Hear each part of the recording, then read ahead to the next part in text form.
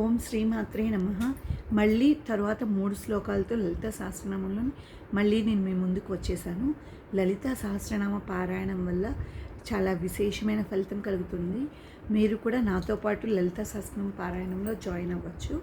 ఇప్పుడు ఈ వీడియోలో మనం లలితా సహస్రనామంలో 77, 78, 79 శ్లోకాలు, వాటి యొక్క అర్థాలు, వాటిల్లో ఉండే లలితా సహస్రం అంటే 1000 నామాల్లో కొన్ని నామాలు మనం తెలుసుకున్నాం. ఇప్పుడు 77వ శ్లోకం. విజయ విమల వన్య వందారు జనవత్సల వాగ్వాదిని వామకేసి వహ్ని మండలవాసిని.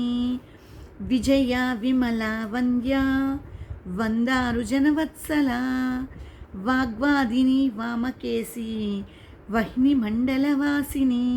ఇప్పుడు దీని యొక్క అర్థం తెలుసుకుందాం. విజయ అనగా విశేషమైన జయమును కలిగినది అమ్మ అని అర్థం. విమల మలినములు నశింపజేసేది, మలినములు లేకుండా చేసేది అని అర్థం. వంద్య నమస్కరింపదగినది, అమ్మవారిని మనం వందారు జనవత్సల నమస్కరించు శీలము గల జనుల యందు వాత్సల్యము కలిగినది. అంటే నమస్కరించి అమ్మా నువ్వే అని అనుకునే వాళ్ళ ముందు ఆమె కరుణగా ఉంటుంది అని అర్థం.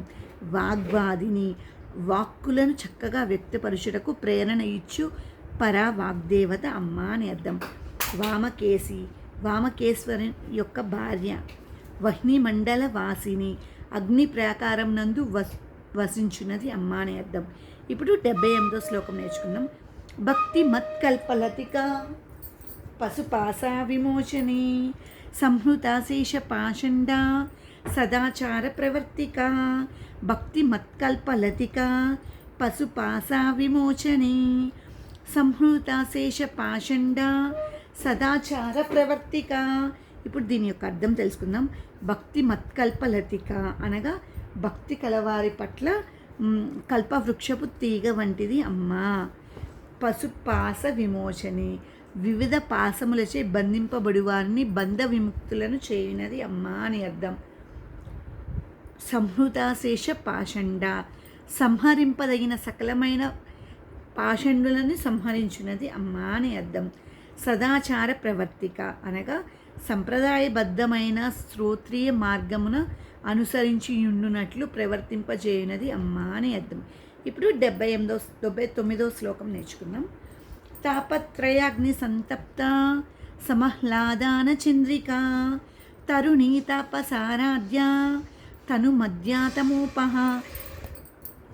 తాపత్రయాగ్ని సంతప్త సమహ్లాదాన చంద్రిక తరుణీ తాపసారాధ్య తను మధ్యాతమోపహ.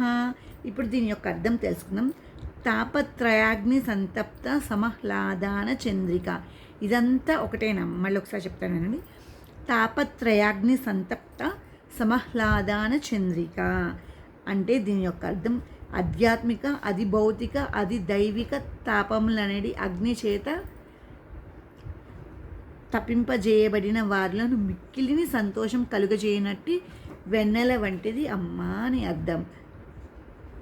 ఇప్పుడు తరుణి తర్వాత నామం తరుణి. ఎప్పుడు తరుణ వయస్సు అనగా ఒకే రీతి యవ్వనం గలది అమ్మ అని అర్థం.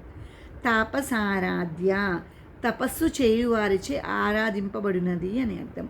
తను మధ్య కృషించిన అనగా సన్నటి కటి ప్రదేశం ఘనంగా నడుము కలిగినది అమ్మ అని అర్థం. తమోపహ చీకటిని లేదా అజ్ఞానం పోగొట్టినది అమ్మ అని అర్థం. ఈరోజు లలితా సహస్రనామంలో 77, 78, 79 శ్లోకాలు, నామాలు, అలాగే వాటి యొక్క అర్థాలు తెలుసుకున్నాం. తర్వాత వీడియో ఇంకా కావాలనుకుంటే నా ఛానల్ సబ్స్క్రైబ్ చేసుకోండి. ఈ వీడియో నచ్చినట్టయితే లైక్ చేయండి.